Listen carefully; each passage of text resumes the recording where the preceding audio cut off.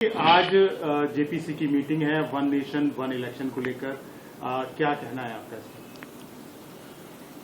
नहीं, हम सबकी देश की आवश्यकता है, एक देश एक चुनाव। और आजादी के समय से 52-57, 62-67 में एक देश एक चुनाव के तहत चुनाव हुए भी थे, लेकिन बाद में किन्हीं कारणों से अलग अलग चुनाव हो रहे हैं। उसके कारण आचार संहिता लगने के कारण समय बहुत बर्बाद होता है। बीच बीच में अलग अलग मतदाता सूची हैं, उनके पुनरीक्षण का काम चलता है। भारत ऐसा देश है जहां प्रतिवर्ष कोई ना कोई चुनाव के कारण आचार संहिता लगती है। तो बहुत अच्छी पहल है और मैं इस पहल का स्वागत करता हूं और ये देश के हित में है, हम समाज के हित में है। निश्चित रूप से बहुत बड़ी धनराशि का जो अपव्यय होता है वो अपव्यय बचेगा और वो पैसा आम आदमी के लिए, गरीब आदमी के लिए, किसानों के लिए, युवाओं के उपयोग में खर्च होगा।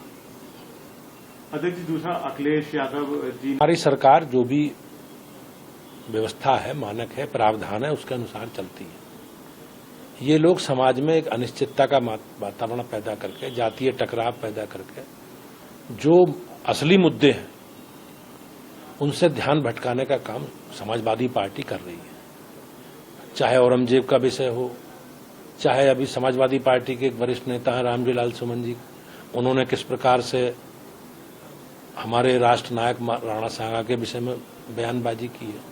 तो इस समाजवादी पार्टी का चरित्र है कि हमारी परंपरा, हमारी विरासत और हमारी संस्कृति को अपमानित करने वाले इस प्रकार की बयानबाजी ये लोग करते हैं। लेकिन समाज में इस तरह जाति के नाम पर उन्माद पैदा करने वालों का कोई स्थान अब राजनीति में बचा नहीं है। समाजवादी पार्टी का उत्तर प्रदेश की राजनीति में कोई भविष्य अब नहीं है। उधर नेशनल हेराल्ड मामले में पी चिदम्बरम साहब कह रहे हैं कि सरकार अब किस प्रकार से भ्रष्टाचार हुए हैं, जमीनों के बड़े स्तर पर खेल हुए हैं और सरकार अखबार छपता नहीं, कांग्रेस की सरकार है उसे बड़ी मात्रा में विज्ञापन दे रही है। तो कहीं ना कहीं ये घोटाला है और सरकार हमारी किसी भी प्रकार के अनैतिक काम करने वाले लोगों के खिलाफ है। जो अनैतिक काम करेंगे, भ्रष्टाचार करेंगे, उनके खिलाफ सरकार विधि सम्मत कार्रवाई करेगी। उत्तर प्रदेश में कानपुर में प्रधानमंत्री का आगमन हो रहा है, तमाम सारे प्रोजेक्ट। आगमन 24 तारीख को बड़ी संख्या में बड़ी परियोजनाओं का लोकार्पण, शिलान्यास प्रधानमंत्री जी करेंगे।